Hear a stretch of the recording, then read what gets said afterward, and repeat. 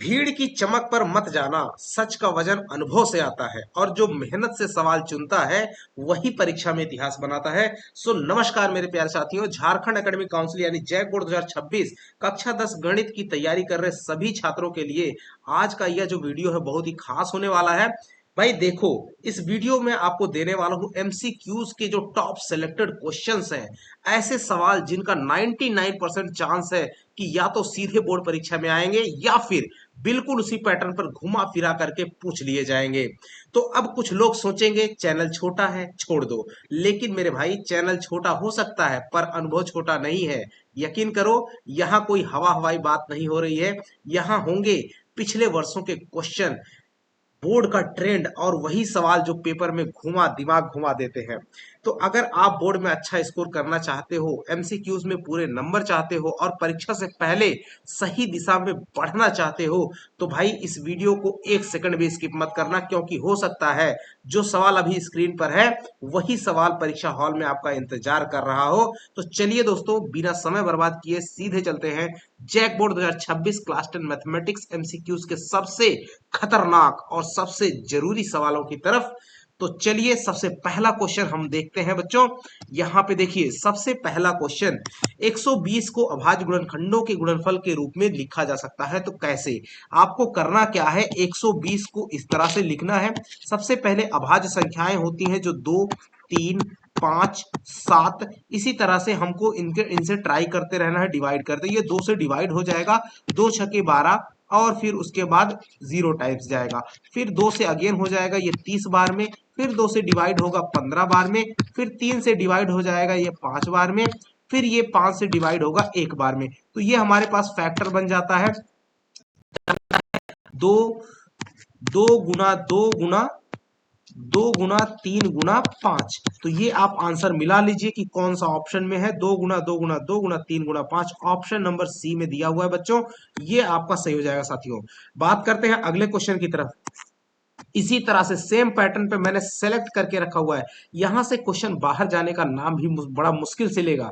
140 को इसी तरह से आप करेंगे, 140 डिवाइड कर दीजिए 2 से, 2 सत्ते 14, 0, 2 से अगेन ये 35 बार में, राइट। अब ये 5 से हो जाएगा 5 सत्ते 35, और 7 से ये 1 बार में डिवाइड होगा। तो 2 गुना 2 गुना 5 गुना 7, 2 गुना 2 गुना 5 गुना 7, ऑप्शन नंबर बी आपका करेक्ट हो जाएगा।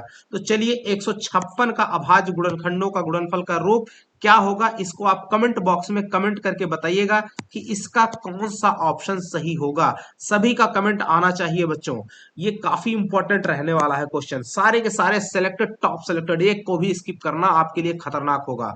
दूसरा क्वेश्चन आता है कि दशमलव प्रसार क्या है।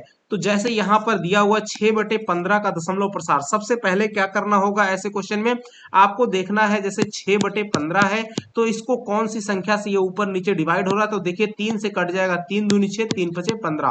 सबसे पहले आसान से इसको सिंप्लीफाई करके 2/5 ऐसे कर देना, भाग दे देना है। अब आपको देखना है नीचे वाली संख्या या तो 5 दिखनी चाहिए गुणनखंड के रूप में, या फिर 2 आए, या फिर 5 और 2 दोनों आए। इन तीनों में से कोई एक सीन अगर नीचे बन रहा है, इसके अलावा इनके मल्टीपल में कोई नंबर नहीं आना चाहिए। अगर ऐसा है तो 100% ये संख्या कैसी हो जाएगी, शांत। अगर ऐसा नहीं है तो ये संख्या बन जाएगी अशांत। तो अभी के लिए यहां पर हमारे पास क्या मिलता है, 5। इसका मतलब ये जो है आपका संख्या कैसी हो जाएगी, शांत। ऑप्शन ए आपका करेक्ट होगा। इसी तरह से दूसरे क्वेश्चन को देखिए, 35/50, तो इसको काट दीजिए 5 से 7 बार में और बटे 5 से 10 बार में। तो 7/10 ये अल्टीमेटली संख्या आती है। 10 को क्या लिख सकते हो, 7/2 गुना 5। मैंने क्या कहा था ऊपर में, या तो अकेला 5 आए, या अकेला 2, या फिर 5 और 2 दोनों आए। तो यहां पर देखिए 5 और 2 दोनों के मल्टीपल में, और यहाँ पावर्स भी हो सकती हैं, 2 की पावर 2, 2 की 5 की पावर 3, मतलब कुछ इस तरह से भी। फिलहाल अभी के लिए 2 और 5 के मल्टीपल के रूप में है, तो ये वाली नंबर भी कैसी हो जाएगी आपकी, शांत संख्या, 7 में दशमलव प्रसार हो जाएगा। अगला क्वेश्चन है 17 की पावर 8। तो 17 की पावर 8 अब यहाँ पे देखिए 17/8 को क्या लिख सकते हैं, 2 की पावर 3 लिख सकते हैं। अब मैंने आपको ऊपर में बताया था या तो फैक्टर में 5 आ जाए, या फिर अकेले 2 आए, या अकेले 5 आए, या फिर 5 और 2 दोनों आए, इनकी पावर्स में भी होगा, कोई दिक्कत नहीं है, चलेगा। तो यहाँ पे देखिए 2 की पावर के रूप में 100% ये आपका क्या हो जाएगा, शांत। एक चीज ध्यान देना कि 3 आंसर में शांत आ गया, इसका मतलब कि आपका सारा आंसर शांत होगा, ये जरूरी नहीं है। अगला क्वेश्चन बात करते हैं कि एक क्वेश्चन बड़ा अच्छा ऐसे आता है कि √3 कैसी संख्या है। तो √3 हम सभी को पता है, जैसे √2, मैं एग्जांपल के तौर पर इसकी जगह पे आपको बदला जा सकता है, √2, √3, √5 पूछ सकता है, जैसे 2√3 ऐसा भी पूछ सकता है, 5√3 या फिर 3√5। ये सभी कैसी संख्याएं हैं, अपरिमेय संख्याएं। तो इनमें से कोई सा भी एग्जाम्पल दे करके आपको पूछ सकता है। अगले क्वेश्चन में ये एकदम टॉप एंड फिक्स क्वेश्चन रहता है कि बहुपद के लिए ग्राफ दिया होता है, बहुपद के शून्यकों की संख्या 110%, सभी क्वेश्चन फिक्स है। इवन मैं आपको बता रहा हूं यही क्वेश्चन आपको देखने को भी मिल सकता है। कैसे करेंगे, तो एक्स अक्ष जो होता है, एक्स एक्स डैश आपको दिख रहा होगा, बस उसी पे देखो कि ग्राफ कितनी जगह पे कट कर रहा है या कितनी जगह पे छू रहा है, उतने शून्य खो जाते हैं। जैसे यहाँ 2 जगह पर छू रहा है तो इसके शून्यकों की संख्या हो जाएगी 2। अगला क्वेश्चन है, जैसे इसमें देखो शून्यकों की संख्या कितनी बनेगी, 1, 2 और 3 जगह पर एक्स अक्ष को छू रहा है, जहां मैंने लाल कलर से पॉइंट आउट किया है, तो इसके शून्यकों की संख्या हो जाएगी 3। अगले क्वेश्चन को देखो, सेम उसी पैटर्न के सारे क्वेश्चन सिलेक्ट करके रखा हूं, शून्यकों की संख्या 2, 3 और यहाँ पे 4 जगह छुआ, तो इसका आंसर क्या हो जाएगा, 4। कोई गलती मत करना मेरे बच्चों, क्योंकि ये गलती आपको बहुत महंगी पड़ेगी। इसके शून्यकों की संख्या बताओ, 1, 2, 3 और 4। इसमें भी शून्यकों की संख्या कितनी हो जाएगी, 4। और बेहद ही आसान तरीका है, वाई अक्ष पे आपको जाना ही नहीं है, देखना ही नहीं है, आंख बंद कर लेना। अब इसमें शून्यकों की संख्या एक जगह पर एक्स अक्ष को कट कर रहा है, तो ऑप्शन नंबर ए आपका करेक्ट हो जाएगा, इसके शून्यकों की संख्या 1।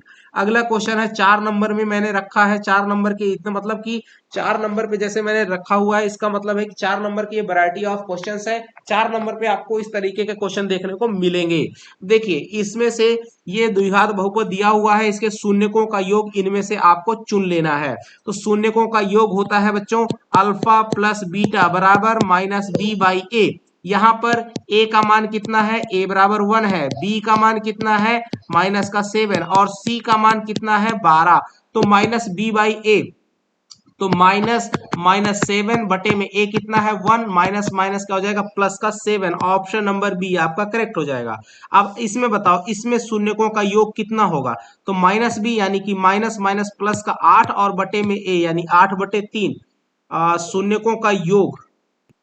ठीक है बच्चों, तो यहाँ पे ऑप्शन कोई करेक्ट नहीं बैठ रहा है, तो यहाँ पे लेकिन फिर भी क्या आंसर होगा 8/3। अगर यहाँ पे 6 होता तो इसका आंसर क्या हो जाता, 2 हो जाता। फिलहाल आपको इस तरह से क्वेश्चन को ध्यान रखना है। यहाँ पे अगले क्वेश्चन में प्रैक्टिस करो, शून्यकों का योग बताओ जल्दी से, तो यहाँ हो जाएगा -7। क्या होगा, -7। अगला क्वेश्चन 5 नंबर पे रैखिक समीकरण युग्म से होता है, काफी इंपॉर्टेंट, बेहद ही यहाँ से क्वेश्चन टॉप क्लास के होते हैं। जैसे 2 समीकरण आपके दिए हुए हैं रैखिक युग्म के, इनका कोई हल नहीं होगा, ध्यान देना, कोई हल तब नहीं होता है जब रेखाएं कैसी होती हैं, ध्यान देना, कोई हल नहीं होगा मतलब रेखाएं कैसी होती हैं, समांतर। कैसी होंगी, समांतर, याद रखना। एक हल होता है मतलब रेखाएं कैसी होती हैं, प्रतिच्छेदी। अगर अनेक हल होते हैं इसका मतलब रेखाएं कैसी होती हैं, संपाती। तो ये आपको एकदम याद रखना है, इनकी कंडीशंस क्या होती हैं। तो यहां पर कोई हल नहीं मतलब रेखा कैसी है, समांतर। समांतर की कंडीशन इसमें क्या होती है कि अनुपात जो है आपके बराबर होते हैं, a1/a2 बराबर b1/b2 but not equal to c1/c2। तो आप देख सकते हैं ऑप्शन ए में ये दिया हुआ है, राइट। अब बात करते हैं, इस तरह से इन दोनों समीकरणों का एक हल होगा, एक हल मतलब प्रतिच्छेदी रेखा होती है, ये भी याद रखना, उल्टा पूछ सकता है। प्रतिच्छेदी रेखा होती है तो a1/a2 not equal to b1/b2 होता है, a1/a2 not equal to b1/b2। अब ध्यान देना, इसके साथ 2 केसेस होती हैं, तीसरा वाला कि बराबर c1/c2 हो भी सकता है और नॉट इक्वल टू c1/c2 भी हो सकता है। बस आपको क्या करना है, ये वाला पहला वाला टर्म आपने ध्यान देना है। तो पहला वाला टर्म किसमें इक्वेट कर रहा है, तो ध्यान देना, यहां पे आपके सामने अब इस क्वेश्चन को ध्यान देना, इस क्वेश्चन में आपके पास दो ऑप्शन सही हो सकते हैं, ऑप्शन बी भी, ऑप्शन डी भी, क्योंकि मेरे हिसाब से जो मैंने आपको रूल बताया वो दोनों को सेटिस्फाई करता है, राइट। तो यहां पर ऑप्शन बी और ऑप्शन डी भी सही होगा, लेकिन अब आपके क्वेश्चन में यहां पर इस तरह से ये चीज नहीं दी हुई होगी, सिर्फ इतना ही दिया रहेगा, राइट। इसलिए आप वहां कंफ्यूज नहीं होंगे, बिल्कुल भी नहीं होंगे, आपके एग्जाम में इस चीज का ख्याल रखा जाएगा, राइट। तो ये वाला ही ऑप्शन हमेशा सिलेक्ट करना। आगे बढ़ते हैं अगले क्वेश्चन पे बच्चों। ये देखो, इन दोनों समीकरणों का अनंत हल है तो रेखाएं कैसी होती है, समपाती। ऐसी केस में तीनों अनुपात हमेशा बराबर होते हैं, ऑप्शन नंबर सी ये इसकी कंडीशन होती है। अब अगला क्वेश्चन, क्वेश्चन को डायरेक्ट वहां पहले फॉर्मूले में दिया, अब आपसे क्या कह रहा है, इक्वेशन दे करके इसके द्वारा रेखाएं निरूपित कैसी होंगी। तो देखिए यहाँ पे x के गुणांक को x वाले के साथ में अनुपात लगाओ तो 1/3 आया, y वाले को y वाले के साथ में लगाओ तो क्या हो जाएगा, 1/2 आएगा। क्या ये दोनों बराबर है, नॉट इक्वल टू, साफ दिख रहा है ये बराबर नहीं है, मतलब रेखाएं कैसी हैं, प्रतिच्छेदी हैं, ऑप्शन नंबर सी। आगे निकालने की जरूरत नहीं है, जब यहां इक्वल टू नहीं मिल रहा है तुरंत समझ लेना प्रतिच्छेदी है, आगे कुछ मत निकालो। जब ये आपस में बराबर नहीं है तो आगे अब आपको कुछ निकालने की आवश्यकता नहीं है। इसी तरीके से इसमें देखो, एक्स वाले के अनुपात निकाल लीजिए तो 9/18 मतलब कितना आएगा, 1/2। वाई वाले के साथ में अनुपात निकालिए 3/6 मतलब कितना आया, 1/2। तो ये और ये आपस में बराबर। तीसरा निकालिए 12/24 तो ये क्या है, 1/2। यानी तीनों अनुपात आप देख सकते हैं बराबर है। इसका मतलब है रेखाएं कैसी हैं, समपाती हैं, समपाती रेखाएं कैसी हैं, समपाती। तीनों अनुपात बराबर होता है मतलब रेखाएं समपाती। इसमें देखिए 6 और 2 का अनुपात कितना आएगा, 3, -3 और -1 का अनुपात कितना आएगा, 3, 10 और 9 का अनुपात नॉट इक्वल टू, यानी कि ये दोनों आपस में बराबर है, तीसरा वाला बराबर नहीं है। ऐसा कब होता है, रेखाएं समांतर होती, यानी इसका कोई हल नहीं होता। तो रेखाएं कैसी हैं ऐसी केस में, समांतर। चलिए अब बात करते हैं अगला क्वेश्चन। यहां पे देखिए अगला क्वेश्चन है, समीकरण युग्म इन दोनों का हल क्या होगा। तो जब भी ऑप्शन आता है ऐसा वाला हल निकालने के लिए आप तुरंत ऑप्शन से नंबर बैठाइए और यहां सिलेक्ट करके देख लीजिए, पुट करके देख लीजिए कि कौन सा सेटिस्फाई कर रहा है दोनों इक्वेशंस को। जैसे x बराबर 4 और y बराबर 3 लेके देखते हैं तो 4 दूनी यहाँ पे 8 प्लस का 3, 8 3 11 मतलब पहला एकदम ही नहीं करेगा। x बराबर 1, y बराबर 4 तो 1 और 4 यहाँ रखिए तो 2 हो जाएगा, प्लस का 4 बराबर 6, इसको सेटिस्फाई करता है। इसको देख लीजिए तो यहाँ पे 1 रखेंगे तो 5 माइनस का 4 बराबर 1, ये सेटिस्फाई कर रहा है। ऑप्शन बी दोनों इक्वेशन को सेटिस्फाई कर रहा है, इस वजह से ये आंसर हो जाएगा। अगर नहीं करना है तो दोनों को सीधे सीधे जोड़ दीजिए तो 5, देखिए -y प्लस y कट जाएगा, बचेगा 5 2 7, x बराबर 6 और 1 7, तो x बराबर कितना आया, 1, x बराबर 1 आया तो तुरंत इसमें रख दीजिए। So 5 minus y equal to 1, so y equal to 4। यहां से आपको उससे भी आसानी से एग्जैक्ट आंसर मिल गया। इसी तरह से दोनों इक्वेशंस को यहां फिर दोनों को अगेन जोड़ दीजिए। सो 2x बराबर 14 4 18, तो x बराबर कितना मिल गया, 9। अब यहाँ पे हमारे पास दो ऑप्शन है 9 वाले, तो y निकाल लीजिए। तो देखिए 9 है x प्लस y बराबर 14, तो y बराबर कितना आएगा, 5, ऑप्शन नंबर सी। इतना आसानी से आप पा गए। फिर अगेन इन दोनों को जोड़ देंगे, सो 2x बराबर 8, तो x बराबर कितना आ गया, 4, राइट। x बराबर जैसे ही 4 आया, ऑप्शन 2 है आपके पास 4, तो यहाँ पे 4 और 2 यानी y बराबर कितना आएगा, 2, तो 4 और 2 ऑप्शन नंबर डी में दिया हुआ है जो कि सही हो जाएगा। चलिए अब बात करते हैं रैखिक समीकरण युग्म इन दोनों में यदि ये कंडीशन दी हुई है a1/a2 बराबर b1/b2 बराबर c1/2, निम्न से कौन सा कथन सही होगा। तो एक्चुअली क्या है कि ये दिया हुआ है संपाती रेखाओं की कंडीशन, और संपाती रेखाएं जब होती हैं तो इसमें इनफाइनाइटली मेनी सॉल्यूशन यानी अनंत हल होता है, तो ऑप्शन नंबर बी आपका करेक्ट हो जाएगा। अगला क्वेश्चन, इन दोनों को देखिए अनुपात में दिया हुआ a1/a2 बराबर b1/b2 but not equal to c1/c2।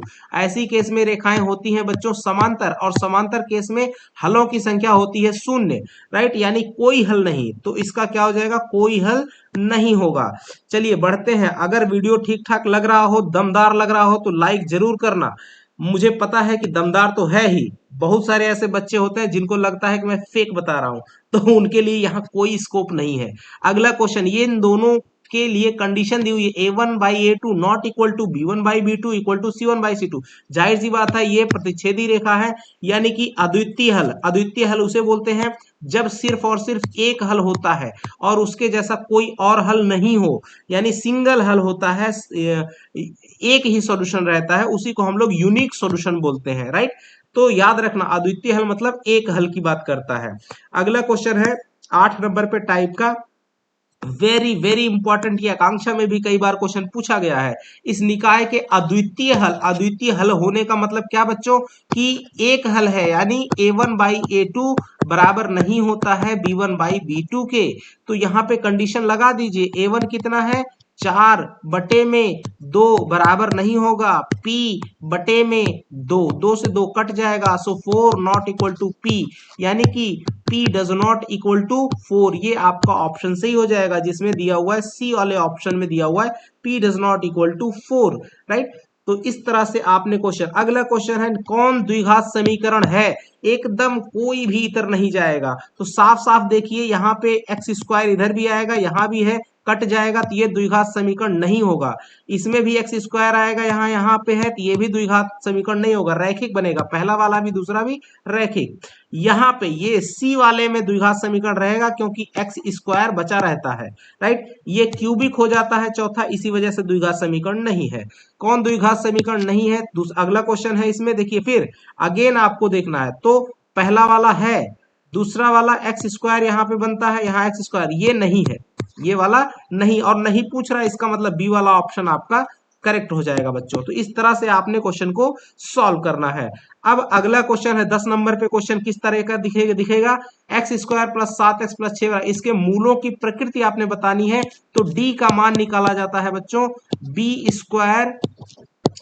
Square minus 4ac। तो यहाँ पे देखिए डी का मान निकालेंगे, बी स्क्वायर, बी की जगह 7 है, 7 सता 49 माइनस 4 गुना ए कितना है 1 और सी कितना है 6, तो 49 माइनस 4 छक 24 कितना आ गया 25, राइट, जो कि पॉजिटिव है। डी का मान पॉजिटिव आने का मतलब है कि इसके मूल वास्तविक और असमान है, right. So they are different, distinct and real roots, right. सो ये आपका वास्तविक तथा असमान इसका सही आंसर हो जाएगा। अगला क्वेश्चन है इसके मूलों की प्रकृति जल्दी से बता लो। तो डी निकाल लो, बी स्क्वायर यानी 36 माइनस 4 गुना ए कितना है 5 और सी कितना है -2, हो जाएगा प्लस, तो ये पूरा का पूरा पॉजिटिव आएगा। अगेन वास्तविक एवं असमान इसके मूल आ जाएंगे। इसी तरह से आपने अगले क्वेश्चन को देखना है, इसके मूल समान है तो के का मान समान होते हैं, तो डी बराबर 0 होता है बच्चों, यानी बी स्क्वायर माइनस 4ac बराबर 0 होगा। तो यहां से रख दीजिए वैल्यू, बी स्क्वायर मतलब 4 का स्क्वायर माइनस 4 गुना ए कितना है 1 गुना के बराबर 0, तो 16 माइनस 4 के बराबर 0, तो 4 माइनस के बराबर 0, तो के बराबर कितना आ गया 4। अब सोच रहा होगा यहाँ पे 4 कैसे आ गया, भाई भाग लगा दिया 4 से, कॉमन है, राइट। तो यहाँ पे इसका आंसर क्या हो जाएगा, ऑप्शन नंबर सी 4। अगला क्वेश्चन है, यदि इस समीकरण के मूल समान हो तो के का मान, फिर अगेन सेम टाइप का क्वेश्चन, यानी कि के स्क्वायर माइनस 4 इंटू 2 इंटू 3 बराबर 0 कर देना है। सो के स्क्वायर बराबर 4 दूनी 8 त्रिक 24 आ जाएगा। सो के इक्वल टू स्क्वायर रूट के भीतर में 24, लेकिन प्लस माइनस। अब 24 को हम लोग कैसे लिख सकते हैं, तो 24 को हम लिख सकते हैं प्लस माइनस रूट के भीतर में 4 गुना 6, ये निकल जाएगा, प्लस माइनस 4 वर्गमूल के बाहर आएगा तो 2 आएगा और रूट में 6, यानी प्लस माइनस 2 रूट 6। इसका ऑप्शन नंबर ए आपका सही हो जाएगा बच्चों। तो चलिए बढ़ते हैं अगले क्वेश्चन की तरफ दोस्तों, ये काफी इंपॉर्टेंट, एक से बढ़ के एक क्वेश्चन है। इसके मूल समान हो तो के का मान जल्दी बता दीजिए। तो सबसे पहले इसको स्टैंडर्ड इक्वेशन में तोड़ दीजिए। तो के एक्स स्क्वायर माइनस 2 के एक्स प्लस का 6 बराबर 0। अब इस पे आप इक्वेशन लगा दीजिए, देखिए यहां से ये ए हो गया, ये वाला बी हो गया और यहाँ पे ये सी हो गया। तो डी बराबर क्या लगाना है 0, यानी बी स्क्वायर यानी 4 के स्क्वायर माइनस 4 इंटू के और इंटू में 6 बराबर 0। अब यहां से देखिए 4 से भाग लगा दीजिए तो क्या मिल जाएगा 4 स्क्वायर माइनस 6 के इक्वल टू 0। अब के कॉमन ले लीजिए तो क्या मिलेगा के माइनस 6 बराबर 0। तो अब यहाँ पे दो नंबर का प्रोडक्ट 0 है, तो आपको क्या मिलेगा, एक तो के बराबर 0 मिलेगा और दूसरा के बराबर 6 मिलेगा। ध्यान देना, जैसे ही k बराबर 0 रखेंगे ये हटा दिया जाएगा। क्यों? क्योंकि जैसे k बराबर 0 यहाँ पे रखिएगा तो ये आपका क्वाड्रेटिक इक्वेशन बनेगा ही नहीं। सो हम k बराबर 0 की वैल्यू को इग्नोर कर देंगे और किसको लेंगे? k इक्वल टू 6 इसका करेक्ट आंसर हो जाएगा। मान लीजिए ऑप्शन में 0 भी दिया रहता तो वो गलत होता, हमें सिलेक्ट क्या करना पड़ता? k equal to 6। अगला क्वेश्चन है 12 नंबर पे, ये देखने को मिलेगा बच्चों, इसका सारवंतर अगले पद से पहले पद को घटा दीजिए। 21 माइनस का 24 कर देना तो कितना आएगा? माइनस का 3। इसका सारवंतर कितना हो जाएगा? -3। चलिए बढ़ते हैं अगले क्वेश्चन पे। इसका प्रथम पद जो सबसे पहले लिखा है यानी 3, सारवंतर मतलब 1 माइनस 3 बराबर -2। तो 3 कॉमा -2 इसका सही आंसर ऑप्शन नंबर बी। अगला क्वेश्चन, इस एपी का प्रथम पद क्या हो जाएगा? 3/2 और सारवंतर निकाला है यानी 1/2 माइनस 3/2 बराबर कितना हो जाएगा? माइनस का 2/2 यानी कि माइनस का 1। सो 3/2 कॉमा -1 ये आपका ऑप्शन बी सही हो जाएगा। आगे बढ़ते हैं बच्चों, 13 नंबर एपी दी हुई, इसका 10वां पद यानी A10 का मतलब हो जाएगा a प्लस 9d। अब जरा ए देखो कितना है? ए है 2 यानी 2 धन डी का मान कितना है? 7 में से 2 चला जाएगा 5 यानी 9 पचे 45 और प्लस का 2 हो जाएगा 47। इसका सही आंसर क्या हो जाएगा? 47 ऑप्शन नंबर बी। तो अब बढ़ते हैं अगले क्वेश्चन पे। इसका 30वां पद इसी तरह से निकाल लेना है। A30 मतलब a प्लस 29d। अब a का मान कितना है? 10 मतलब क्या हुआ? 10 और उसके बाद d का मान 7 माइनस 10 मतलब -3। तो ये हो जाएगा 29 इंटू में -3 करेंगे तो ये माइनस हो जाएगा बराबर 10 माइनस ये 30 या 90, 90 में से 3 कम कर दीजिए तो क्या हो जाएगा? 87। 87 कम करिएगा तो माइनस का 77। ये आपने आंसर हो जाएगा ऑप्शन नंबर सी। अगला क्वेश्चन है, इसका कौन सा पद 78 है? तो मान लेते हैं nवां पद इसका 78 है। तो ए एन इक्वल टू 78 और ए एन का मतलब a plus n minus 1 into d होता है बराबर 78 है। ए कितना है? 3 और डी कितना है? 8 माइनस 3 यानी 5। तो हो जाएगा 3 प्लस एन माइनस 1 इंटू 5 बराबर 78। अब ये 3 उधर सब्ट्रैक्ट हो जाएगा, क्या बचेगा आपका? एन माइनस 1 और इंटू में 5 बराबर ये बच जाएगा 75। अब 5 से इसको काट दीजिए तो ये 25 बार में जाएगा। सो एन माइनस एन बराबर क्या हो जाएगा? 25 और 1 26, राइट। सॉरी यहाँ पे देखिए 15 पचे 75, 25 नहीं जाएगा, 5 के बाद 15 पचे 75, राइट 15। तो ये हो जाएगा आपका 16। तो 16वां पद इसका करेक्ट आंसर हो जाएगा ऑप्शन नंबर ए, राइट। तो यहां से हमने देख लेना है 15 पचे 75 होता है, यहाँ गलती हो गई। अगला क्वेश्चन है दोस्तों, यहाँ पे देखो ये वाला क्वेश्चन, राइट। 13 नंबर का क्वेश्चन, x प्लस 3, 3x और 4x प्लस 2 इस समांतर श्रेणी में है तो x का मान। तो क्या करना है? सारवंतर बराबर होते हैं तो 3x माइनस लिखेंगे, 3x माइनस x प्लस 3 किसके बराबर होगा? 4x plus 2, 4x plus 2 minus 3x। इनको सॉल्व कर लीजिए तो क्या बन जाएगा? ये -3x इधर आएगा तो देखिए 3x और ये माइनस का x माइनस का 3 बराबर 4x प्लस का 2 माइनस का 3x। अब जरा यहाँ पे सॉल्व कर लीजिए 3x माइनस 1x क्या बचेगा? 2x माइनस का 3 बराबर यहाँ पे 4x माइनस 3x क्या बचेगा? x प्लस का 2। अब -3 इधर ले आइए, x को इधर ले आइए तो x बराबर क्या हो जाएगा? 3 और 2 मिलकर के 5। तो x का मान कितना आ जाता है? 5। इस तरह से आपने करना है। अगला क्वेश्चन 14 नंबर पे देखिए, त्रिभुज वाले चैप्टर से रहेगा। समरूप त्रिभुजों के संगत कोण क्या होते हैं? हमेशा बराबर होते हैं, ऑप्शन नंबर ए। समरूप त्रिभुजों की संगत भुजाएं कैसी होती हैं? समानुपाती होती हैं, ऑप्शन नंबर बी। अब अगला क्वेश्चन है 15 क्वेश्चन नंबर, एक त्रिभुज में डीई पैरेलल बीसी, बीडी बराबर 7.2, एई बराबर 1.8, ईसी बराबर इतना, तो एडी का मान। अब एक्चुअली त्रिभुज इस तरह से बना हुआ है, अब आपने त्रिभुज को इस तरह से नाम दे देना है ए बी सी, और यहाँ पे आपको दो लाइनें दी हुई हैं डी और ई, राइट। दो बिंदु डी और ई। अब डीई पैरेलल बीसी के है, डीई पैरेलल बीसी के है, और बीडी कितना दिया हुआ है? बीडी आपका दिया हुआ 7.2 और ए दिया हुआ 1.8 और उसके बाद ईसी दिया हुआ है 5.4, ईसी 5.4। अब जरा देखिए ये जो डीई है दिया हुआ है डीई पैरेलल बीसी, तो थेल्स प्रमेय का तुरंत यूज करेंगे और 18 तिया 54, ये कितना गुना है? 3 गुना है। तो यहाँ पर जो भी नंबर रहेगा वो उसका 3 गुना करेंगे तो 72 आएगा। यानी अब 72 है तो इसका ये वाला नंबर पाने के लिए हम क्या कर देंगे? भाग लगा देंगे। किससे? 3 से। तो 3 से भाग लगाएंगे तो कितना आएगा? 2.4 सेंटीमीटर। तो क्या आंसर हो जाएगा? 24 तिया 72 यानी 2.4 सेंटीमीटर इसका करेक्ट आंसर हो जाएगा। हाँ, वीडियो थोड़ा लंबा जरूर जा रहा है लेकिन भाई एकदम दमदार है, आपको कहीं भटकने की और आवश्यकता नहीं है।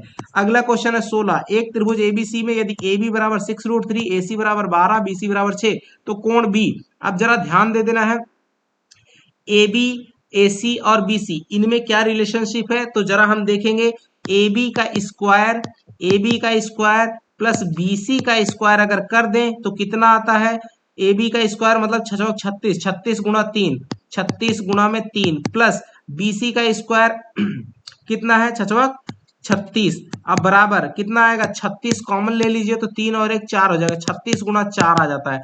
तो 4 छंग 24 के 4 और 4 तिया 12 और 2 14, 144। 144 मतलब 12 का स्क्वायर। कहीं ना कहीं ये हमारा किसके बराबर आ जाता है? AC के स्क्वायर के बराबर। यहां से जरा ध्यान देना, ए बी बी सी, तो जाहिर सी बात है ए बी बी सी ये बन रहा है तो कोण बी कौन सा? यहाँ पे बी जो है वो आपका बीच में पड़ रहा है तो कोण बी हमेशा क्या हो जाएगा? 90 डिग्री। कौन सा रूल लगता है इसमें? तो इस क्वेश्चन में आपको लगा हुआ पाइथागोरस थ्योरम का कन्वर्स, राइट। अब अगला क्वेश्चन है, यहाँ पे दो बिंदुओं 2 3 4 के बीच की दूरी, डिस्टेंस फॉर्मूला लगाओ बच्चों। x वाले को x से घटाओ यानी 2 - 4 करेगा तो -2 आएगा, -2 का स्क्वायर कर दो प्लस 3 में से 1 घटा दो तो 2 आएगा, 2 का स्क्वायर कर दो तो क्या आया? अंदर में 4 + 4 बराबर 8 आ गया। इसको क्या लिख सकते हो? 2√2, राइट। तो 2√2 मात्रक इसका करेक्ट हो जाएगा, ऑप्शन नंबर डी। चलो अगले क्वेश्चन की तरफ बढ़ो। दो बिंदुओं ए बी और -a - b के बीच की दूरी, फिर तुरंत फार्मूला लगाओ। देखो a - ए करोगे तो हो जाएगा 2a इसका स्क्वायर प्लस इसी तरह से b - b करोगे तो हो जाएगा 2b का स्क्वायर बराबर क्या हो जाएगा? 4a² प्लस 4b² वर्गमूल के अंदर में। अब क्या करेंगे? 4 कॉमन ले लेते हैं तो क्या मिलेगा? a² प्लस b² वर्गमूल के अंदर में, 4 को वर्गमूल के बाहर लाओ तो हो जाएगा 2√a² प्लस b²। तो आंसर क्या आएगा? 2√a² प्लस b² मात्रक ऑप्शन नंबर बी वाला जो है वो सही हो जाएगा। बढ़ते हैं अगले क्वेश्चन पे बच्चों। 18 नंबर, 2 5 4 7 को मिलाने वाले रेखाखंड का मध्य बिंदु, जब भी मध्य बिंदु कहता है तो क्या करना है? x वाले को x वाले के साथ जोड़ के आधा कर दो तो 4 2 6 का आधा कितना हो जाएगा? 3। और y वाले को y के साथ जोड़ के आधा कर दो, 5 7 12, 12 का आधा 6। तो 3,6 इसका मध्य बिंदु हो जाएगा, 3,6 ऑप्शन नंबर सी। अब इन दोनों का मध्य बिंदु आपको पूछ रहा है फिर, तो क्या करना है? 4 8 12, 12 का आधा 6 कॉमा -3 + 5 कितना हो जाएगा? 2, 2 का आधा कितना बन जाएगा? 1 यानी 6,1 इसका करेक्ट आंसर हो जाएगा, ऑप्शन नंबर बी। चलिए अगला क्वेश्चन अब 19 नंबर पे ट्रिग्नोमेट्री से हमारे पास है। तो बच्चों यहाँ पे साइन ए बराबर दिया हुआ 3/5। साइन ए का मतलब होता है लंब बटे में कर्ण, लंब बटे कर्ण, और tan ए बराबर होता है आधार बटे में कर्ण। भाई जब कर्ण आपका कितना है? 5, तो जाहिर सी बात है नीचे में क्या रहेगा? 5। अब लंब है आपका 3, तो आधार कितना हो जाएगा? 4। पाइथागोरस प्रमेय से फट से लगा दीजिए, लंब बटे कर्ण दिया हुआ, लंब कितना है? 3 और ये है 5, तो ये वाला फट से 4 हो जाएगा। अब tan ए तो आधार बटे, तो आधार कितना है? 4, 4/5 इसका करेक्ट आंसर हो जाएगा, ऑप्शन नंबर ए। चलिए इसी तरह से इसमें बताओ, cos ए, सेम क्वेश्चन है बस इसमें cos ए तो आधार बटे कर्ण हो जाएगा, यानी कि एक मिनट बच्चों यहाँ गलती हो गया है, लंब बटे आधार। tan ए का मान क्या होता है? लंब बटे आधार। तो लंब हमारा कितना है? 3, 3/4 इसका करेक्ट आंसर होगा, ये गलती हो गई है तो 3/4 ऑप्शन नंबर सी। देखो ये जल्दबाजी में यही गलती होती है। cos ए होता है आधार बटे कर्ण, cos ए होता है क्या? आधार बटे कर्ण, यानी कि 4/5 इसका आंसर हो जाएगा। ठीक है, आई होप कि आप समझ रहे हो। फिलहाल ये सब क्वेश्चन बहुत हल्के हैं, इनको आपको मैंने क्लास में भी बताया हुआ है। चलिए 2 sin² ए बराबर 1 है तो कोण ए का मान, तो यहाँ से sin² ए बराबर क्या लिख सकते हो बच्चों? 1/2। तो यहाँ से sin ए बराबर क्या होगा? वर्गमूल ले लो दोनों साइड में तो बचेगा 1/√2। अब sin ए बराबर 1/√2 यानी कितने डिग्री कोण का मान जो है 1/√2 होता है? तो 45 डिग्री का, यानी ए बराबर कितना होगा? 45 डिग्री, ऑप्शन बी। चलो 2 साइन ए बराबर 1, तो साइन ए बराबर 1/2 हो जाएगा। साइन ए बराबर 1/2, तो कितने डिग्री का मान होता है 1/2? तो 30 डिग्री का मान होता है। ऑप्शन नंबर ए आपका सही हो जाएगा।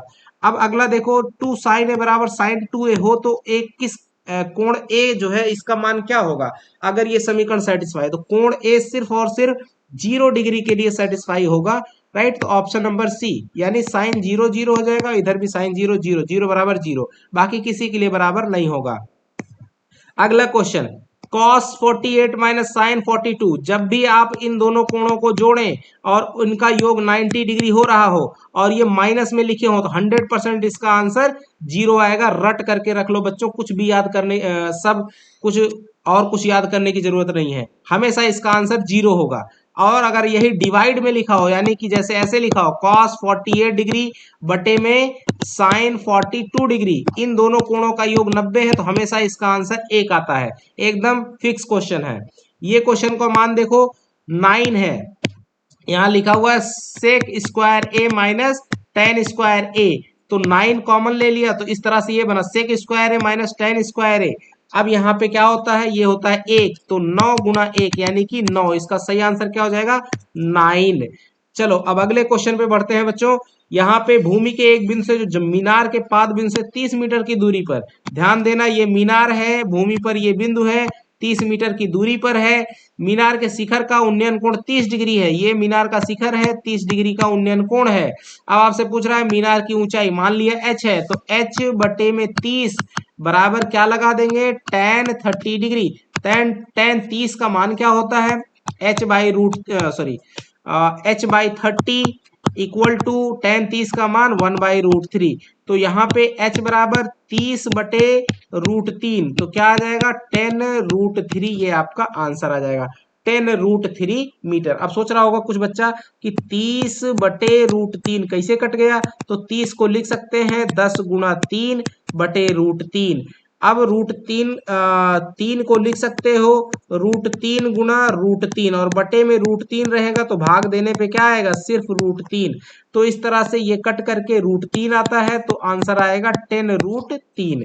तो 10√3 मीटर इसका करेक्ट आंसर, ऑप्शन सी। इसी तरीके से सेम क्वेश्चन है, भूमि के एक बिंदु से जो मीनार के पास में 15 मीटर की, तो सेम क्वेश्चन है, ध्यान देना। आपकी बार डिस्टेंस 15 मीटर की, हाइट h है और कोण कितना हो गया 60, तो tan 60 डिग्री बराबर h बटे 15। tan 60 का मान कितना होता है √3 बराबर h बटे 15, सो h इक्वल टू 15√3 मीटर। तो 15√3 मीटर, ऑप्शन नंबर बी। अंदाजा कभी मत लगाना, सिंपल क्वेश्चन है, काफी इंपॉर्टेंट है। अगला क्वेश्चन है, एक वृत्त की कितनी स्पर्श रेखाएं हो सकती हैं, तो एक वृत्त की अनंत स्पर्श रेखाएं हो सकती हैं। यहां से कुछ एक दो बातें मैं और बोलना चाहूंगा, जैसे पूछ सकता है कि किसी वृत्त की कितनी समांतर स्पर्श रेखाएं हो सकती हैं, तो आंसर हो जाएगा 2। ध्यान से सुनना, किसी वृत्त की कितनी समांतर स्पर्श रेखाएं हो सकती हैं, तो आंसर हो जाएगा 2। अगला क्वेश्चन इसी में अगर ऐसे पूछ ले कि किसी वृत्त के किसी बिंदु पर कितनी स्पर्श रेखाएं खींची जा सकती हैं, तो आंसर हो जाएगा 1। ठीक है, तो इस तरह से आपने क्वेश्चन के आंसर देने हैं।